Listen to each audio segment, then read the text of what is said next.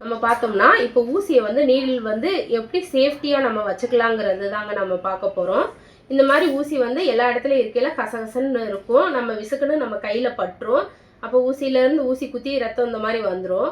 இது பார்த்தீங்கன்னா சின்ன குழந்தைங்களுக்கு பென்சில் வாங்குவாங்கள்ல, டிப் பென்சில் வாங்குகிற டிப்பு பாக்ஸ் தான். இந்த பாக்ஸில் நம்ம ஊசியை இந்த மாதிரி இதுக்குள்ளே போட்டு எடுத்து வச்சிட்டோம் அப்படின்னா சேஃப்டியாக இருக்கும். நமக்கும் தேவைப்படுறப்ப எடுத்துக்கலாம், நீட்டாக எடுத்துக்கலாம். நமக்கும் கையில் எதுவும் குத்தாமல் இருக்கும். நமக்கு எப்போ தேவையோ அப்படியே நீட்டாக எடுத்து வச்சுக்கலாங்க. இது முடிஞ்சது.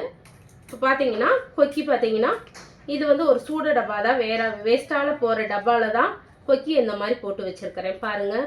நமக்கு தேவையான அளவு இதுவே 2-3 பாக்கெட் கொக்கி பிடிக்கும். நமக்கு சௌரியமாக இருக்கும் எடுத்து வைக்கிறதுக்கு, செய்கிறதுக்கு, கொக்கி வைக்கிறதுக்கு.